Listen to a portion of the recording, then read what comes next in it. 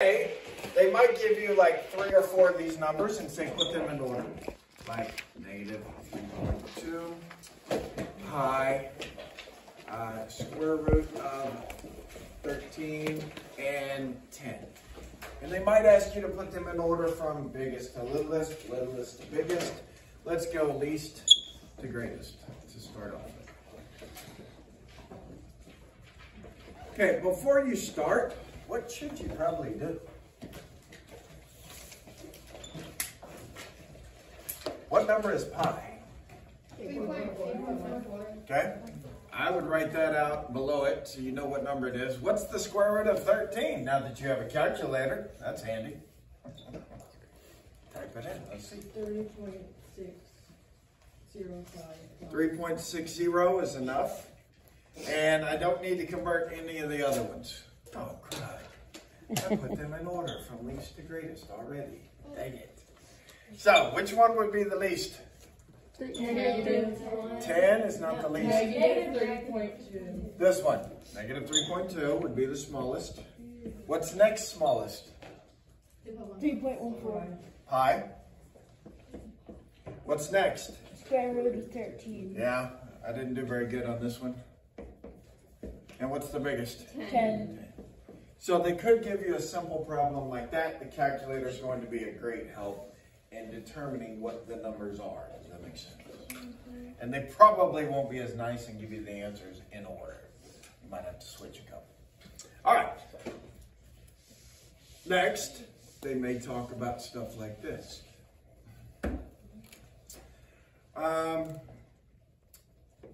Give me an irrational number between 4 and 5.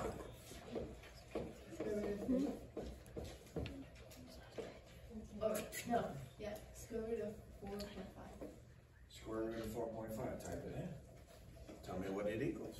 She says square root of 4.5 will work. I won't believe her until she tells me what decimal that equals.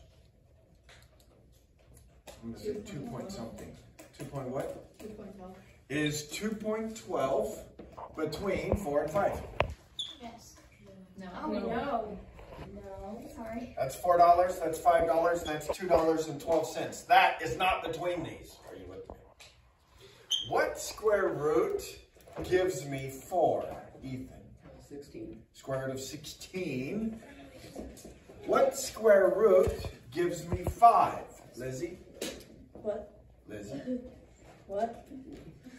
You weren't listening? What square root gives me 5? Wait, 25. It's my favorite trick, Lizzie. I look at Gabby, I point to Gabby, and I call your name. And I freak both of you out at the same time. It's my favorite teacher trick. She's like, what? What? Square root of 25. Are y'all with me? Yeah. So, can anybody now give me an irrational number between 4 and 5? You've already helped me. You've already helped me. No, Gabby. Good. Everybody type in the square root of 20. And tell me what number do you get now? 4.47? Is 4.47 between 4 and 5? Yes.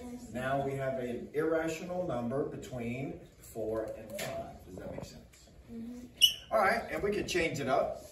I could change those numbers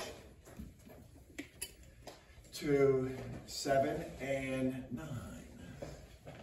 What square root gives me 7?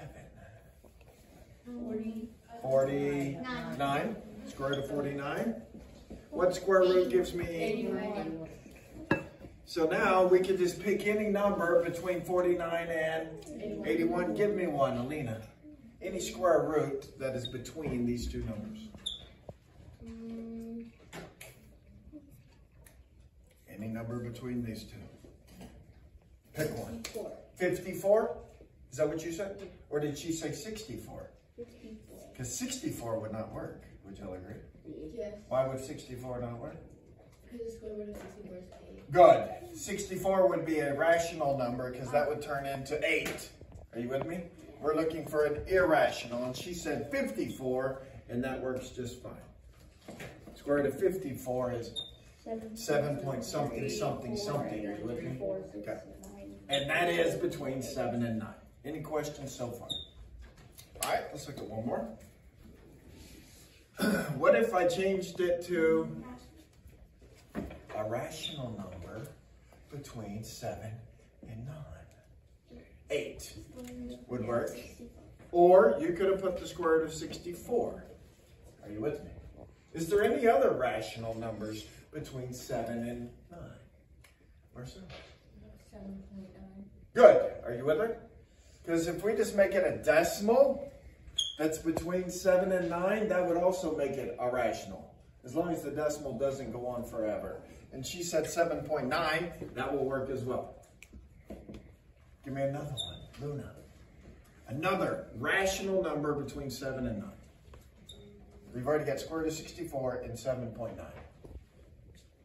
Pick one.